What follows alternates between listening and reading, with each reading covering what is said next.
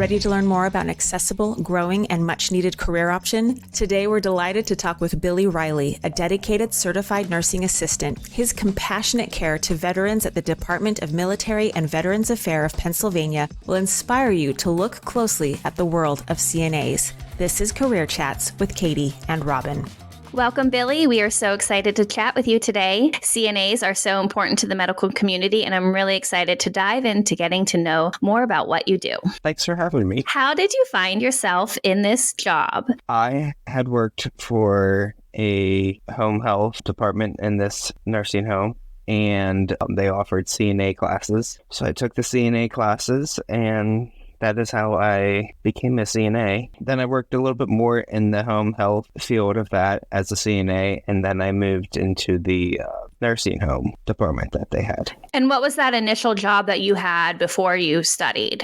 Oh, I did work as called a direct care worker in a group home facility, and that's where I really became in the medical field, I guess. And what kind of responsibilities were you doing? Like, was it a group home for adults or special ed, or what type of home was it? It was a group home for people with mental disabilities. The one lady, though, she did have a physical disability. She was in a car accident very young and couldn't care for herself anymore. So what requirements do you need, like training-wise, to become a CNA? The course is only about 6 to 8 weeks. Need either a high school diploma or GED, and then that certification. And then once you finish the 6 to 8 week class, there's a skills portion test and then a written portion test. Oh, can you tell us a little bit more about what the skills portion is? What they did for me, I don't know if it's still the same way, is that they pick 5 things like reading a measurement output, taking a blood pressure, changing someone, like doing the peri-care on a male or female. Of course, they use a dummy.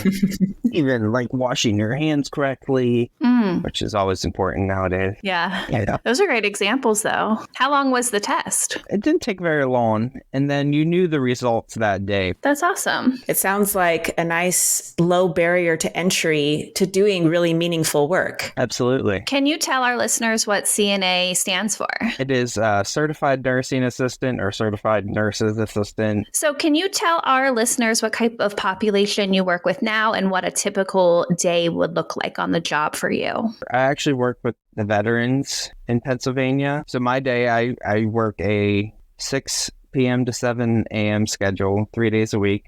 We go in and they're just coming out from having dinner, and so we're sort of getting the people back out from the dining room and picking up trays. And then after that, there's a lot of people that want to go to bed after they have dinner. So you just help them get them ready for bed, taking off their clothes. They need incontinence care, help them with that. Okay. Showers. Do they all shower every night? Yeah. So after they're in bed, then there's a lot more downtime. But as that happens, we're assisting either the LPN or the RN on duty, helping her get like vitals and stuff that she needs on these people. And then we're also doing our incontinence care throughout the night. Yeah, what does that mean? People who soiled themselves or people who can't hold it anymore. So are you cleaning them up in the middle of the night? Yeah, we're cleaning them up. If they have a bowel movement, cleaning them up. It's usually around every 2 hours they need to be changed if it's a person that's incontinent. Okay. So what's your favorite part about the work you do? We do meet a lot of veterans and they have a lot of interesting stories. I bet. That's awesome. Yeah. Do they like to tell you the stories? Yeah, they do. That's awesome. And what's your least favorite part of the job? Least favorite part is, unfortunately, it's one of those professions where you see death. So that's always sad to see someone pass away. Oh, that would be hard. Now, Katie mentioned to me prior to the interview that you have actually been injured due to the work you do. Can you tell us about that experience? I hurt my shoulder. It was a labral tear. I was assisting a resident with another nurse, and as we were getting him in the chair, it just started hurting afterwards. Putting him in the wrong way or the person kind of can be difficult to put in. On most days, is the job physically demanding? Yeah, absolutely. I'm fortunate now with the group of people that we have. It's not too bad right now. Plus, there's always help. Always ask your colleague to help you if you ever need help with transferring someone. For sure. And how does what you do now fit into your projected career path? Well, I don't have kind of a path. Yeah, I really don't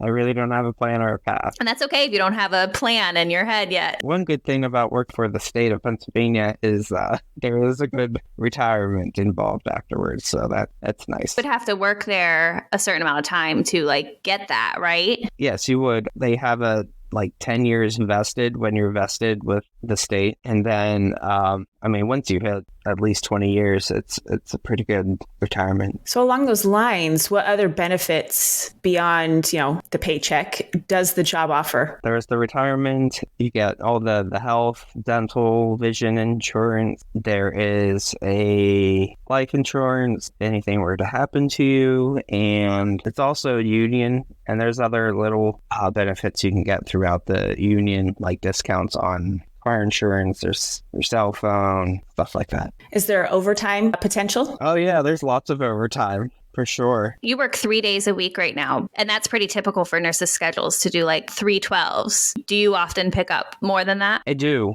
Yeah, throughout the summer, I was doing 2 or 3 extra 8-hour shifts a pay period. So there's always a lot available. Is overtime time and a half? It is typically time and a half, yes. What kind of personalities do you think would thrive in the day-to-day work environment? I know you personally, and I know you're a little bit shyer. So I feel like nurses can be all sorts of personalities, but what do you think? Yes, I'm shyer, but you also need to have a nice personality so you can be nice to these people. Seems important. No jerks.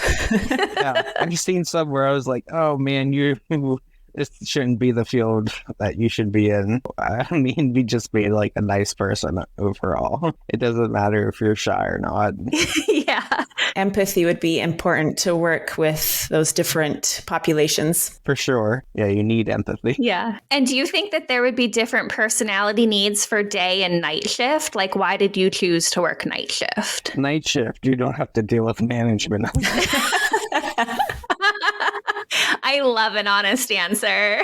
Yeah, that's nice. Do you think there'll be more or less opportunities for CNAs in the future? Oh, there's going to be so much need for CNAs in the future, for sure. And what would you tell someone who's thinking about entering the field? Good question. What would I tell someone? Well, you've already told them to be nice, so there's that.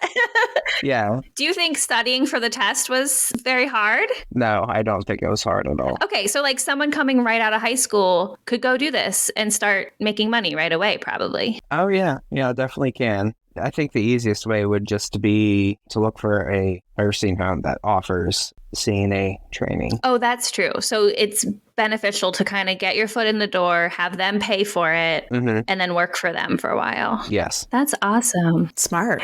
Billie, thank you so much for coming on Career Chats to share with us more about being a CNA. Your job is so valuable, and I hope our listeners out there consider this a worthwhile profession like we do. Career Chats is hosted by Katie Huddleston and Robin Coney. Show notes and guest info can be found on our website, careerchats.show. If you enjoyed this episode, we'd love you to subscribe and share this podcast with your friends. Until next time, stay curious.